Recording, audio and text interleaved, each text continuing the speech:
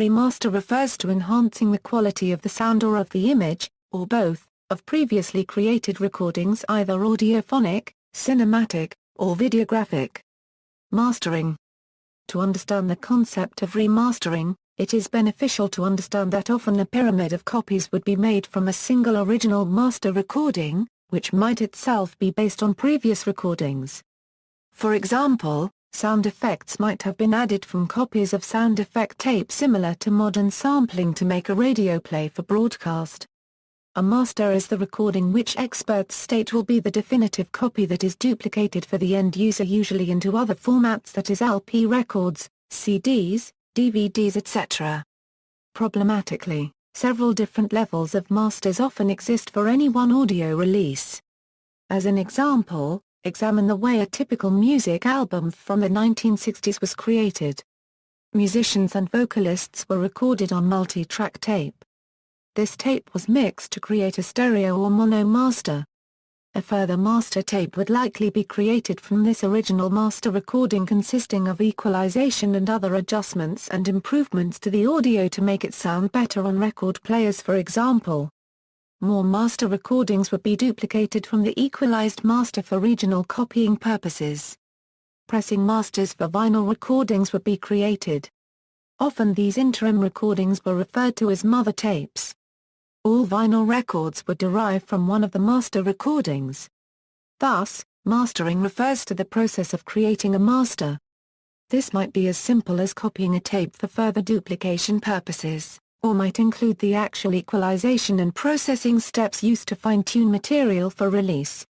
The latter example usually requires the work of mastering engineers. With the advent of digital recording in the late 1970s, many mastering ideas changed. Previously, creating new masters meant incurring an analog generational loss. In other words, copying a tape to a tape meant reducing the signal-to-noise ratio. This means how much of the original intended good information is recorded against faults added to the recording as a result of the technical limitations of the equipment used.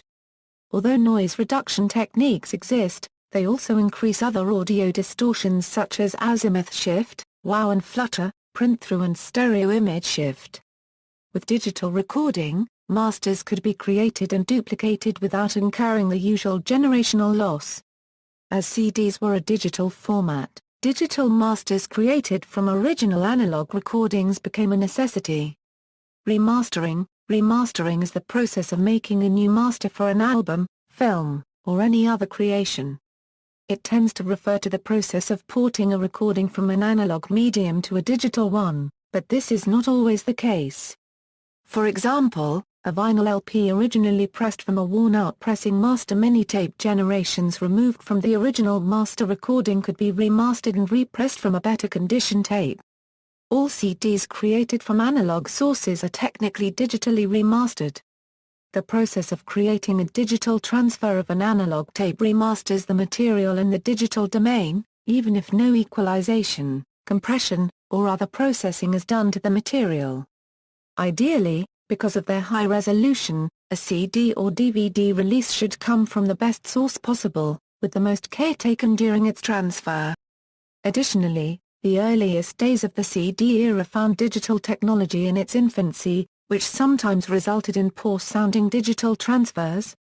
The earliest days of the DVD era were not much different, with early DVD copies of films frequently being produced from worn prints, with low bit rates and muffled audio.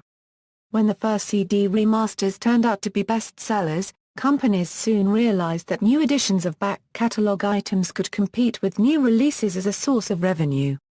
Back catalog values skyrocketed, and today it is not unusual to see expanded and remastered editions of fairly modern albums.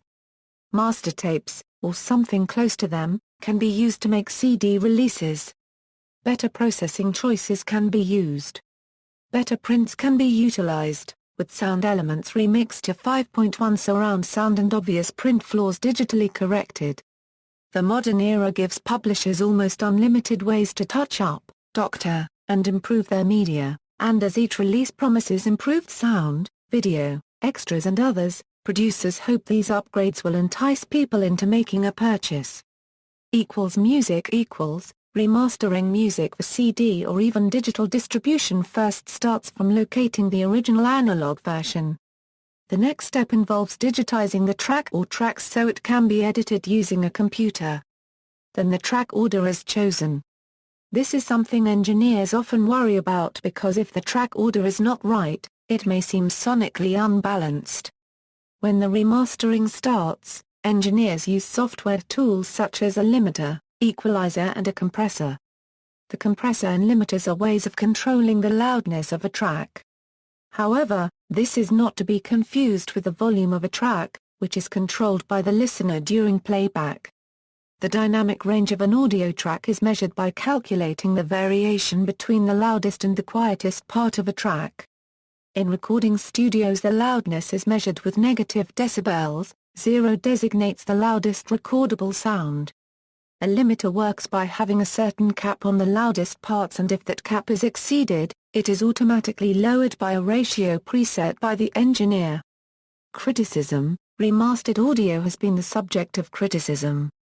Many remastered CDs from the late 1990s onwards have been affected by the loudness war, where the average volume of the recording is increased at the expense of clarity and dynamic range, making the remastered version sound louder at regular listening volume than an uncompressed version. Some have also criticized the overuse of noise reduction in the remastering process, as it affects not only the noise, but the signal too, and can leave audible artifacts.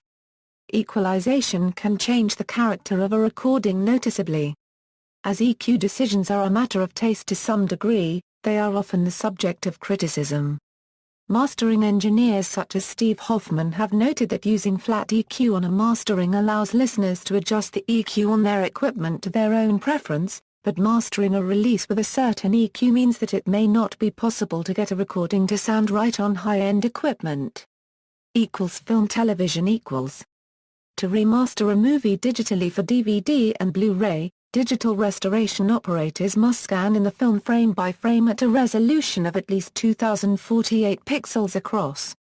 Some films are scanned at 4K, 6K, or even 8K resolution to future-proof for higher resolution delivery formats. Scanning a film at 4K, a resolution of 4096 x 3092 for a full frame of film, generates at least 12 terabytes of data before any editing is done. Digital restoration operators then use specialist software such as MTI's digital restoration system to remove scratches and dust from damaged film. Restoring the film to its original color is also included in this process. As well as remastering the video aspect, the audio is also remastered using such software as Pro Tools to remove background noise and boost dialogue volumes so when actors are speaking they are easier to understand and hear. Audio effects are also added or enhanced, as well as surround sound, which allows the soundtrack elements to be spread among multiple speakers for a more immersive experience. An example of a restored film is the 1939 film The Wizard of Oz. The color portions of Oz were shot in the 3-strip Technicolor process, which in the 1930s yielded 3 separate black and white negatives created from red, green, and blue light filters which were used to print the cyan, magenta, and yellow portions of the final printed color film answer print.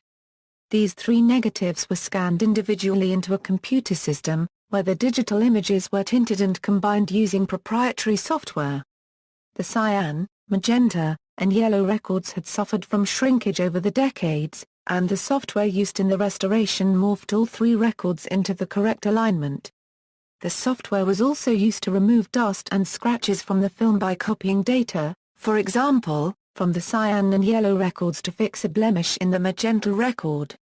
Restoring the movie made it possible to see what could not be seen before. When the Scarecrow says "I have a brain," burlap is noticeable on his cheeks. It was also not possible to see a rivet between the Tin Man's eyes prior to the restoration. Criticism: remastered movies have been the subject of criticism.